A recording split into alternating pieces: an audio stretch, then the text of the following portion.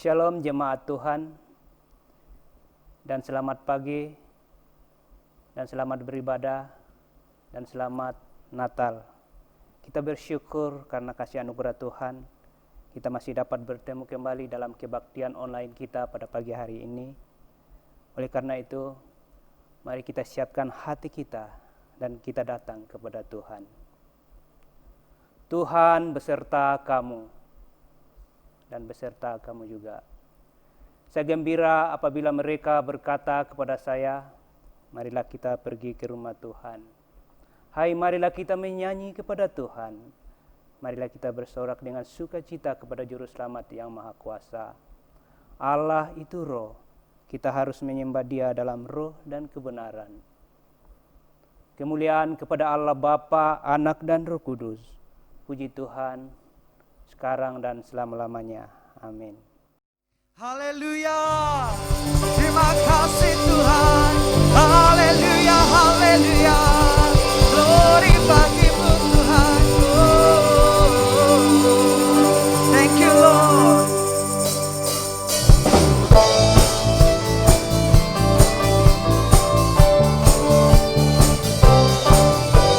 Terima kasih Tuhan. Dengarlah malah menyanyi mulia bagi Raja, diberi selamat atas bumi anak-anak.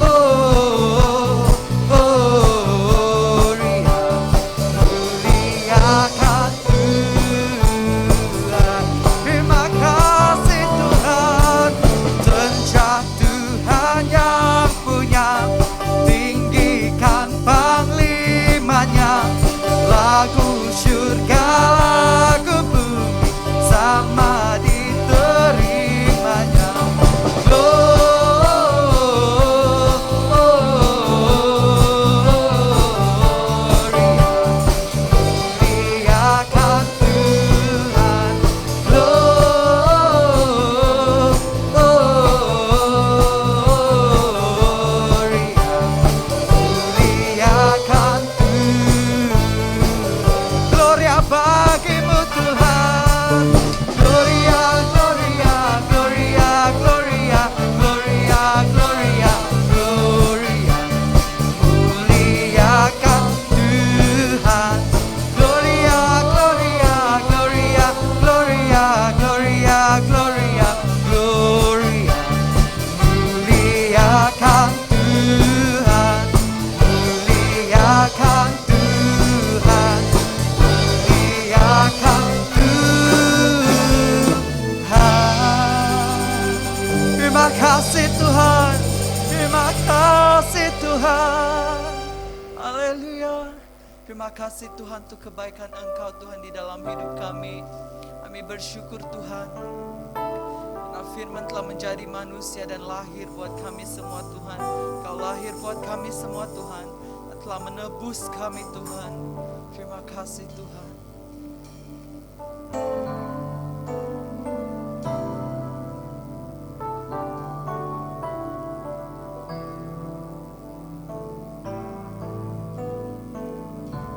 Thank you Lord.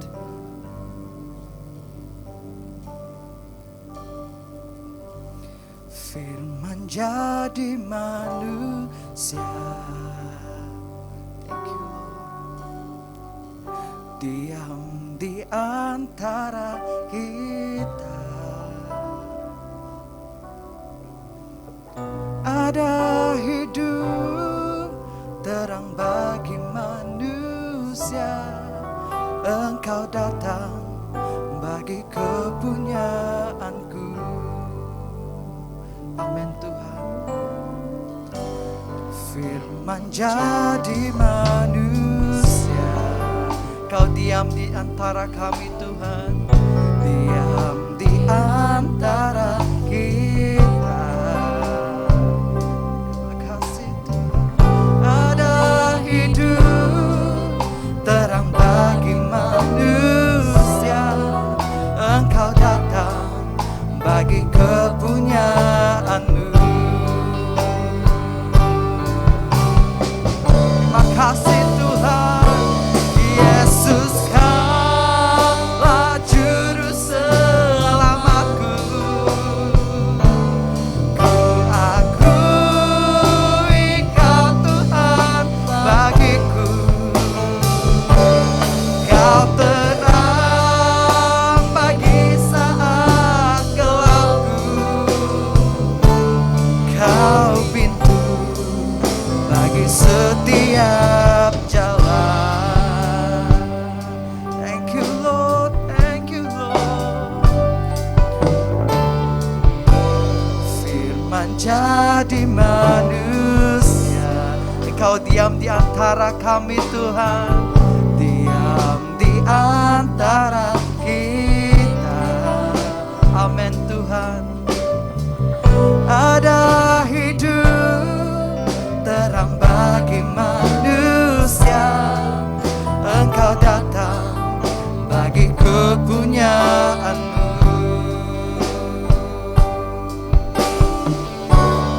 Firman jadi manusia. Amin Tuhan. Diam di antara kita. Ada hidup terang bagi manusia. Engkau datang bagi kepunyaanmu. Yesus kaulah segalanya. Thank you Lord. Yesus kaulah juru selamatku. Ku akui Kau Tuhan bagiku. Kau terang bagi saat gelapku.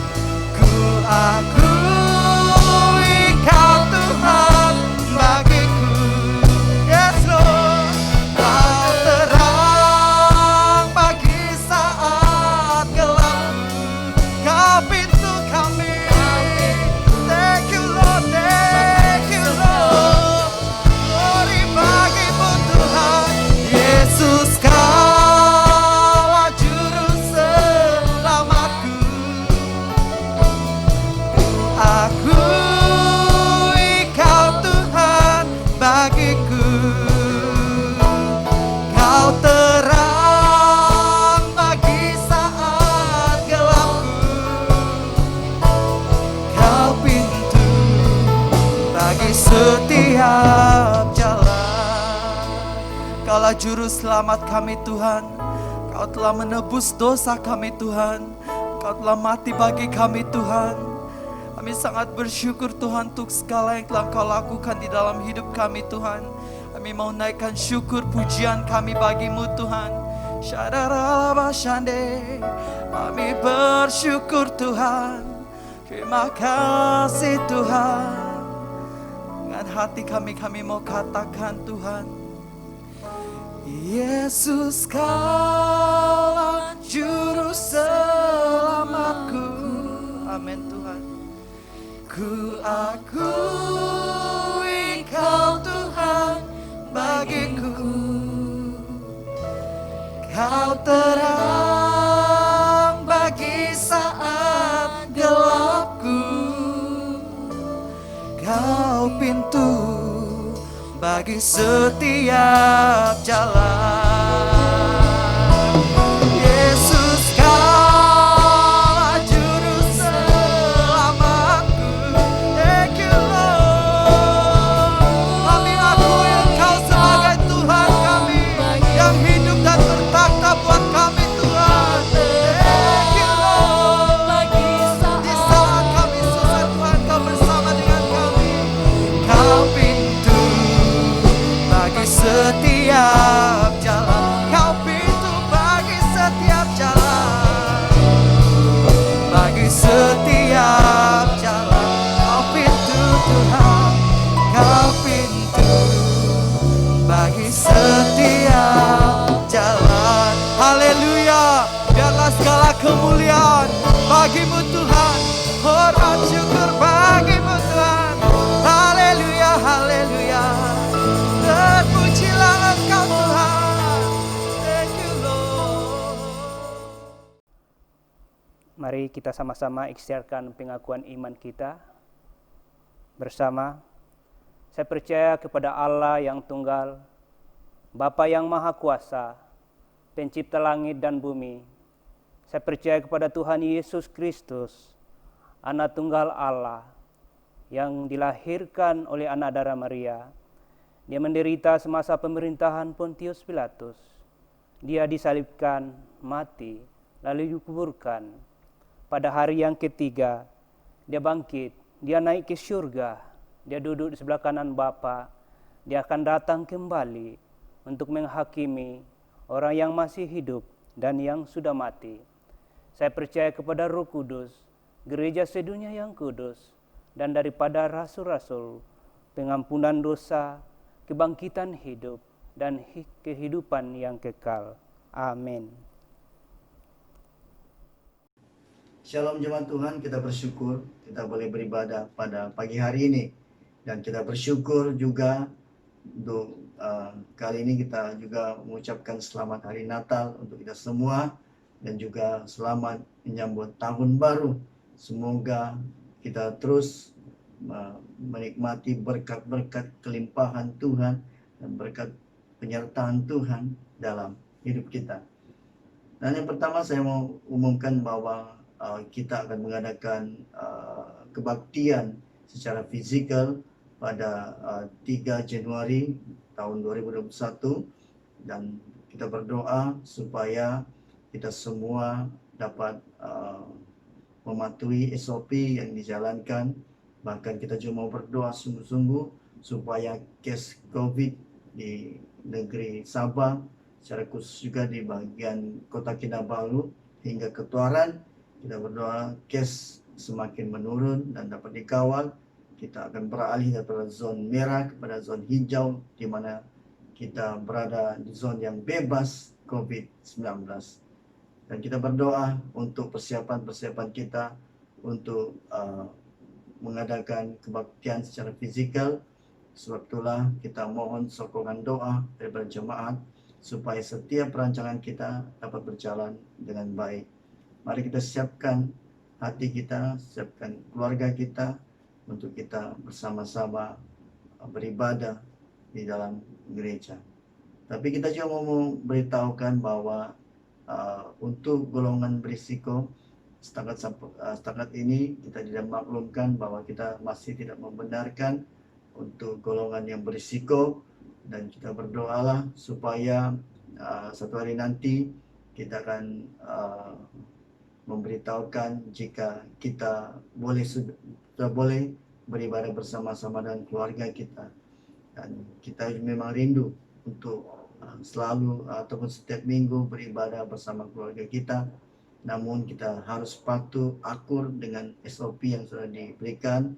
Oleh itu, marilah kita sama-sama berdoa supaya suatu hari nanti kelak kita dapat beribadah bersama-sama dengan keluarga kita di dalam gereja. Yang seterusnya, kita mau terus berdoa dan berterima kasih atas kemurahan jemaat Tuhan yang sudah memberikan sumbangan persembahan Christmas sayang. Oleh itu kita mengalu-alukan juga jemaat yang masih belum ada kesempatan untuk memberi kesyukuran untuk persembahan Christmas sayang, supaya kita semua boleh respon untuk memberikan persembahan Christmas kita sebagai tanda syukur kita atas tahun Tuhan menyertai kita dan memberkati kita. Semoga daripada pemberian kita ini akan dapat memberkati kita, dapat juga menguatkan iman kita, di mana kita sungguh-sungguh percaya di saat kita belajar bersyukur, merendahkan hati kita akan melihat bagaimana Tuhan juga akan memberkati kita. Kita juga terus mendorong untuk jemaat untuk terus juga memberikan persembahan persepuluhan, supaya kita juga belajar untuk setia di dalam pemberian kita, khususnya dalam persepuluhan kita. Dan kita juga bersyukur sepanjang PKPP kita melihat bagaimana jemaat Tuhan adalah jemaat yang sangat setia memberi. Dan inilah saya percaya kenapa jemaat Tuhan sentiasa diberkati dan sentiasa disertai Tuhan, karena kita merendahkan hati kita untuk belajar mengucap syukur atas kebaikan dan anugerah Tuhan dalam hidup kita. Kita juga mau berterima kasih untuk semua jemaat Tuhan yang sudah terlibat di dalam setiap program Christmas kita. Bahkan saya lihat bagaimana kerjasama dalam setiap keluarga dan juga usaha untuk menyediakan video kreatif untuk kita persembahkan kepada jemaat kita semua.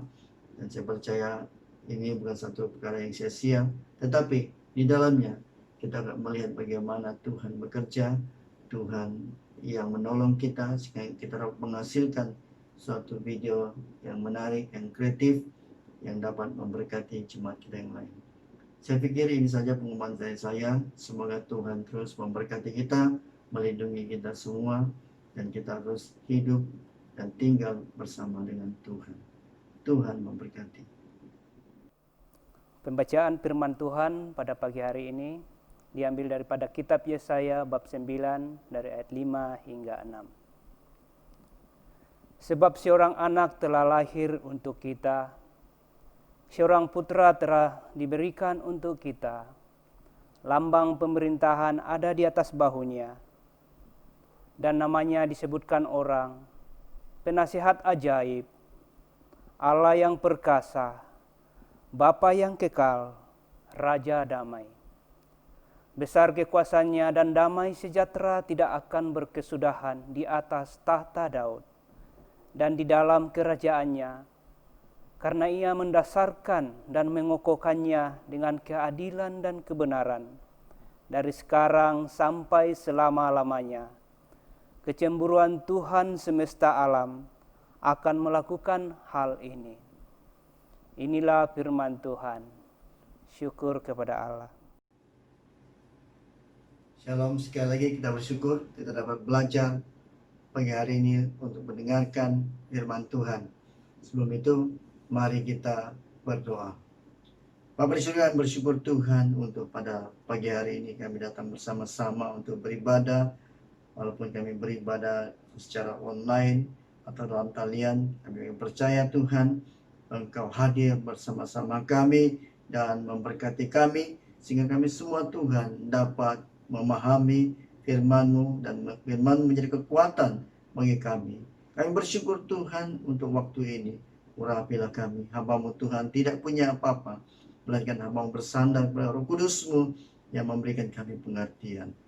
Kami serahkan waktu ini dalam tangan Tuhan. Demi Kristus kami berdoa dan ucap syukur. Amin.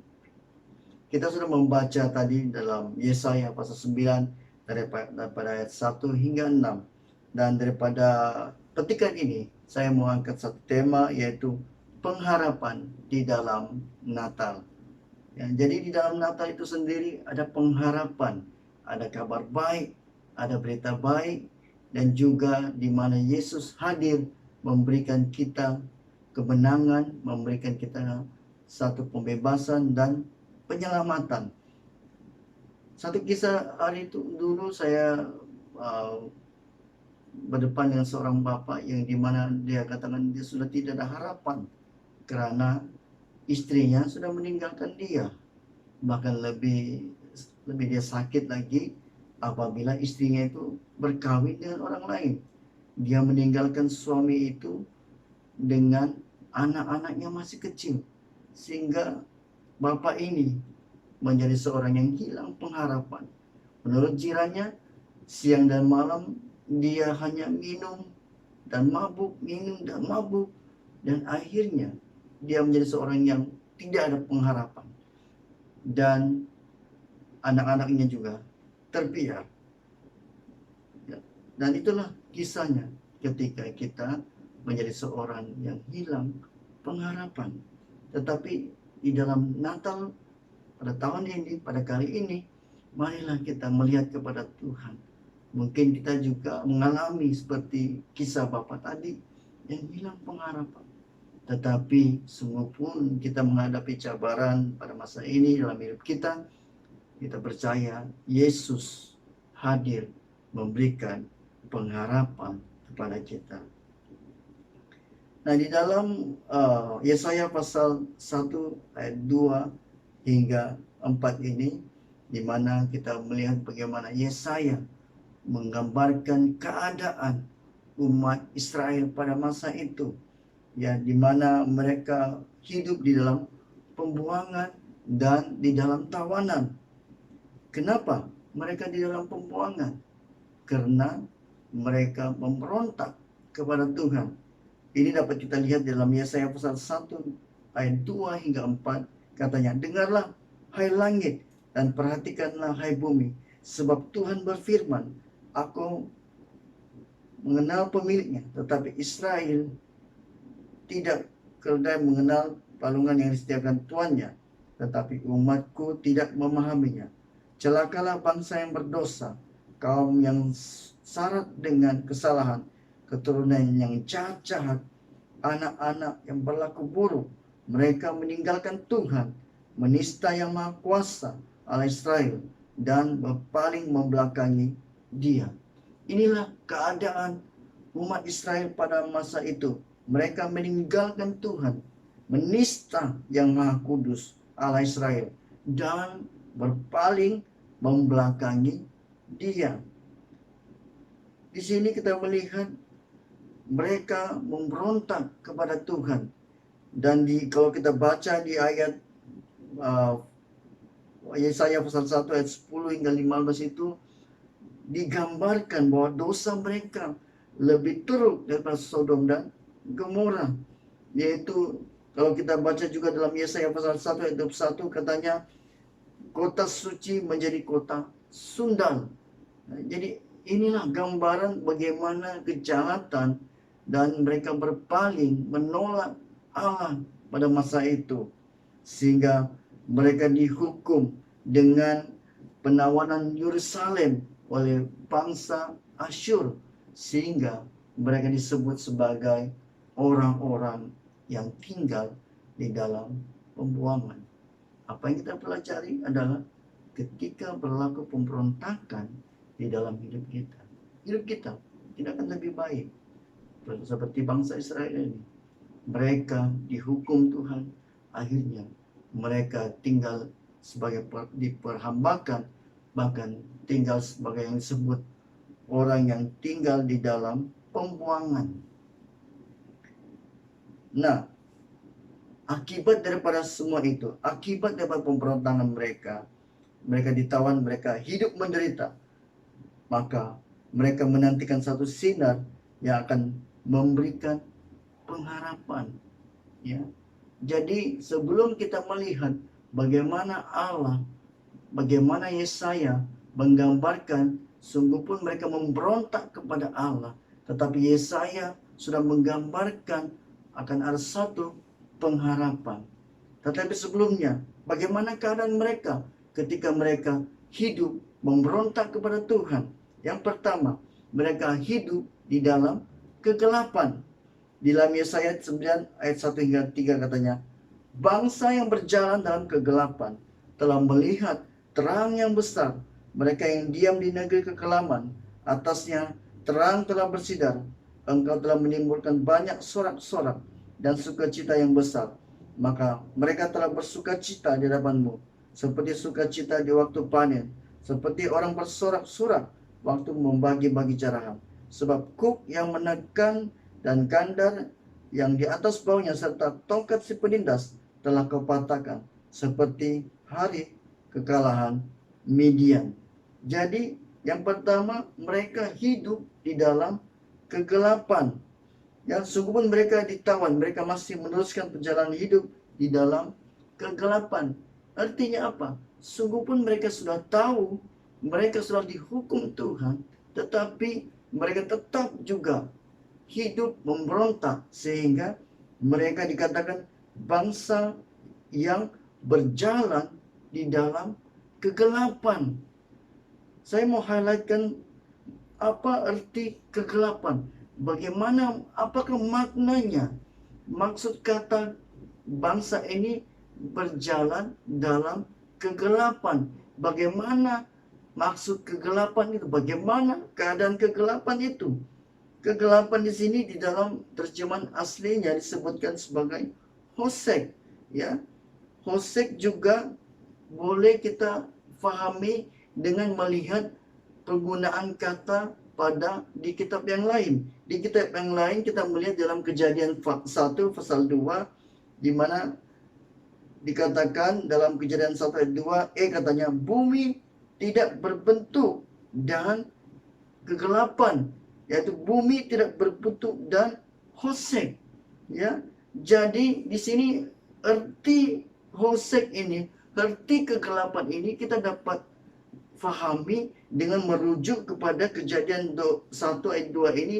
Dikatakan bumi itu tidak berbentuk, kegelapan itu artinya tidak berbentuk dan kacau bilau. Ya, kalau kita baca selanjutnya dalam Kejadian itu, keadaan pada masa itu kacau bilau dan tidak berbentuk. Tidak berbentuk juga bermaksud katanya kosong, ya, dan tidak ada apa-apa di dalamnya. Jadi apa yang kita boleh pahami daripada kata hosek ini, orang yang tinggal di dalam kegelapan, hidupnya tidak berbentuk ataupun hidupnya tidak terurus.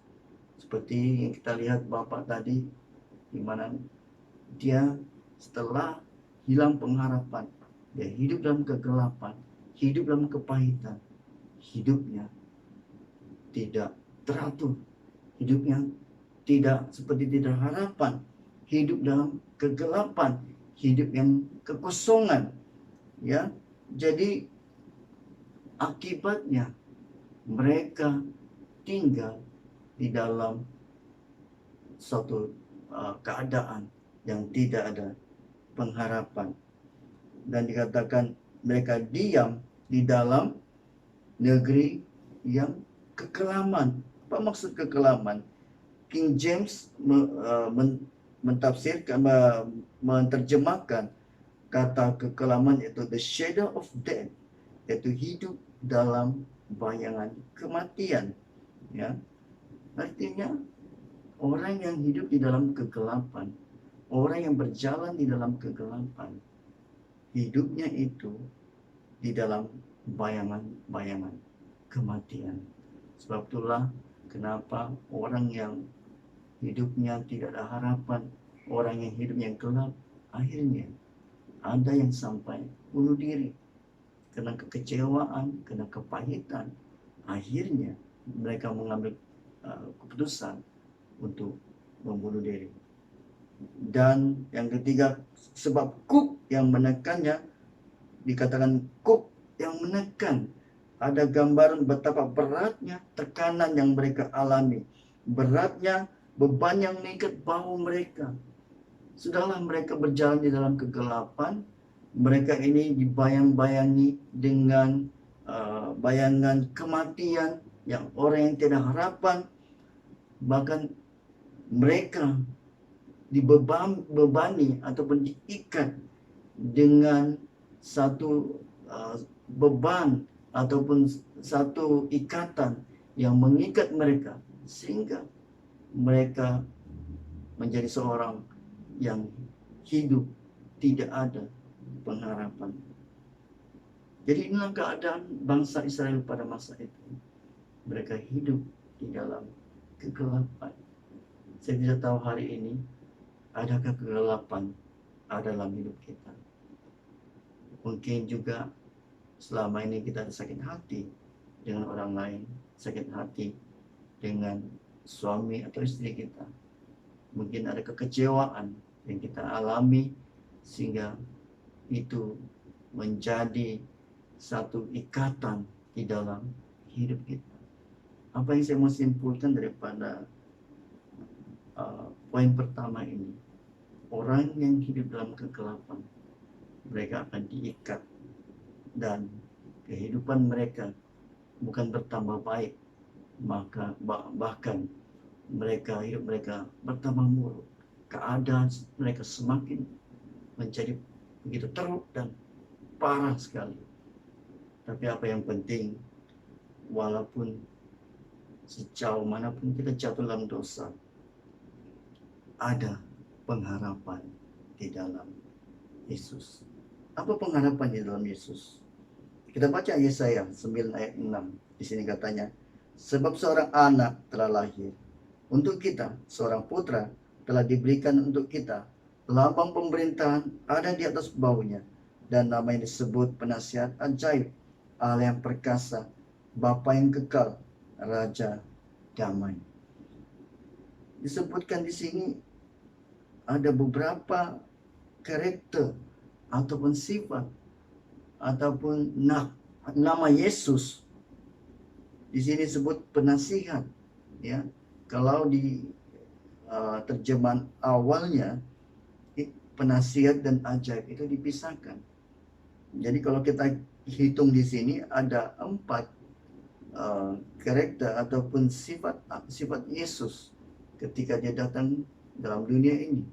Tetapi kalau kita lihat kembali terjemahan awalnya, ia mengandung 5 sifat yang digambarkan oleh Yesaya. Yaitu yang pertama, dia seorang penasihat, dan yang kedua, ajaib. Yang ketiga, Allah yang perkasa, Bapa yang kekal, dan Raja Damai. Ya, mereka pisahkan penasihat dan ajaib. Kenapa ajaib itu dan penasihat itu berbeza? Karena kita melihat Yesus itu di dalam kelahirannya, dia lahir dengan cara yang ajaib. Dalam kematiannya, dalam hidupnya, keseluruhannya, kita melihat banyak perkara-perkara yang ajaib yang dapat kita lihat. Jadi inilah karakter atau sifat-sifat Allah. Ya, walaupun ada orang kata, adakah Yesus ini dipanggil dengan nama-nama ini? Ya, Yesus yang lahir itu mengapa dipanggil Yesus? Kenapa tidak dipanggil dengan nama-nama ini? Ya kan? Tetapi apa yang kita boleh pelajari adalah kita harus bezakan kata nama pribadi dengan kata nama panggilan ataupun gelar. Ya, penasihat dan ajaib, Allah yang perkasa, Bapa yang kekal, Raja Damai. Bahkan di dalam Matius juga menyebutkan dia sebagai Immanuel. Ini adalah gelar kepada Yesus. Tetapi kita menyebutkan nama Kristus adalah Yesus Kristus. Ya. Jadi sangat penting bagi kita melihat bagaimana harapan di dalam Yesus. Hari ini kalau kita melihat keadaan kita, bahkan seperti Bapak yang saya ceritakan tadi, seorang yang tiada pengharapan, tetapi ketika Yesus datang dalam hidup kita, saya percaya Yesus akan memberikan kita yang disebut ini sebagai seorang yang memimpin kita. Penasihat di sini katanya yang kita boleh pahami adalah seorang yang memberikan bimbingan kepada kita, dan seorang yang ajaib. Bahkan dia juga seorang Allah yang perkasa. Apa artinya? Allah perkasa artinya Allah yang satu apapun yang tidak dapat menghalangi kuasanya. Allah yang berkuasa dan Bapa yang kekal, yang dari awal dan akhirnya adalah kekekalan, dan akhirnya disebut sebagai Raja Damai yang akan memberikan kita kedamaian, memberikan kita ketenangan. Apa yang saya mau highlightkan di sini adalah bagaimana ketika kita di dalam kegelapan, kita keluar daripada hidup kegelapan ini dan jalani hidup di dalam terang Tuhan.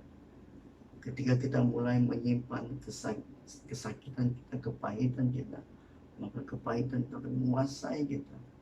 Tetapi ketika kita menerima Yesus sebagai Tuhan dan Juru Selamat kita, ini yang memampukan kita keluar daripada cengkaman, ikatan si iblis, ikatan si jahat.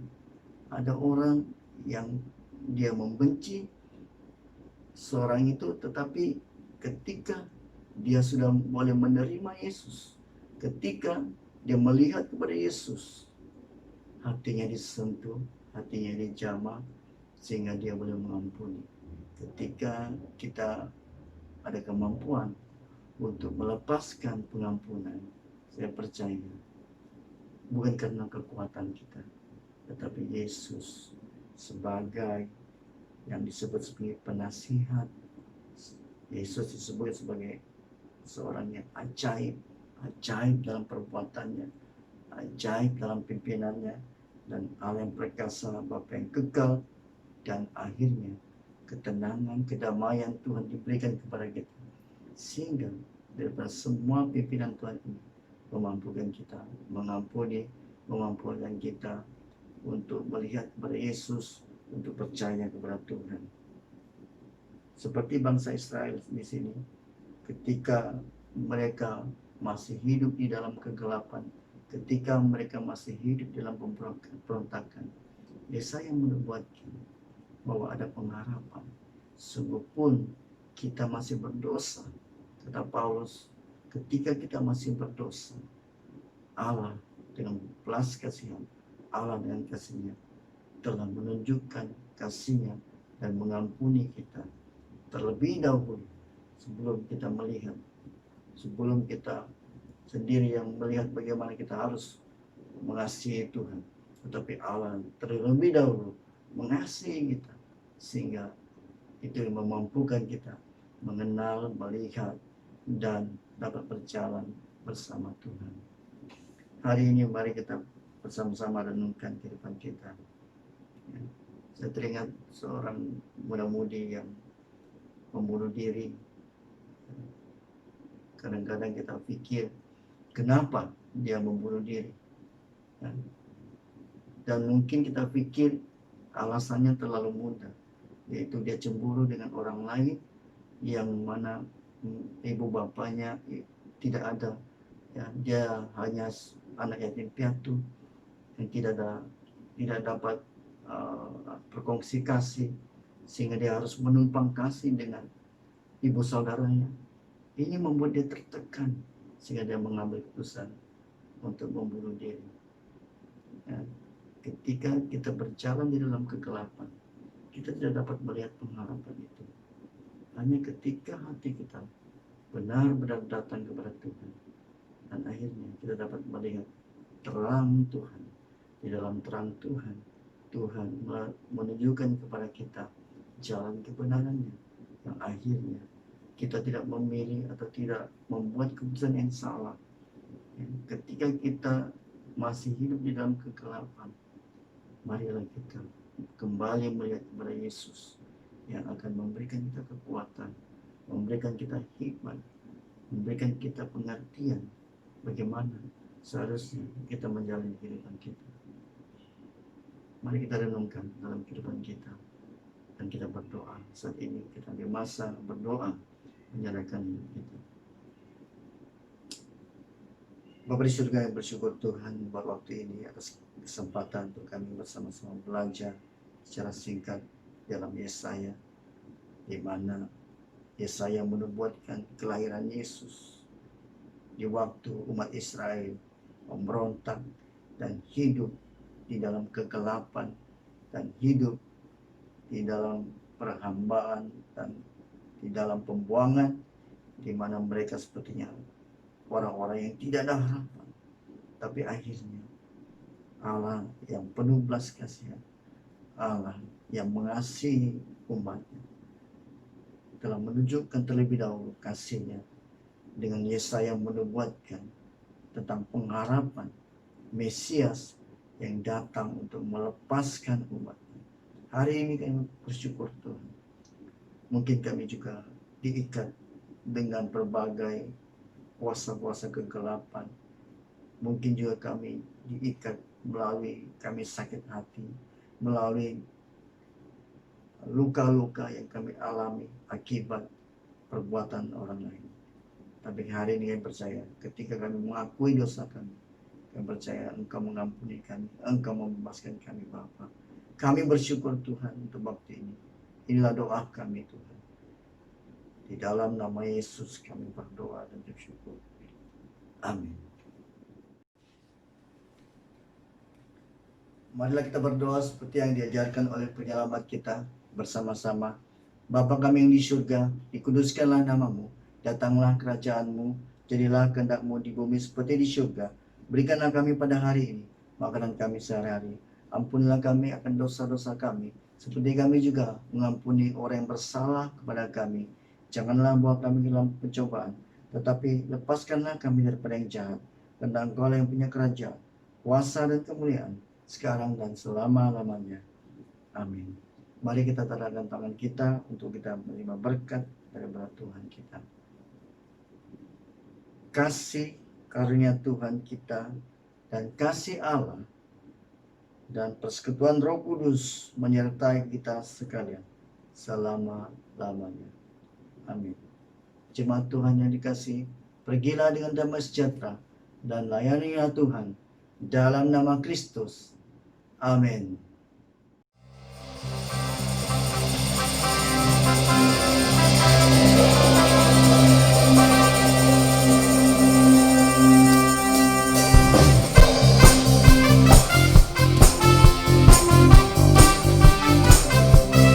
Terima kasih Tuhan.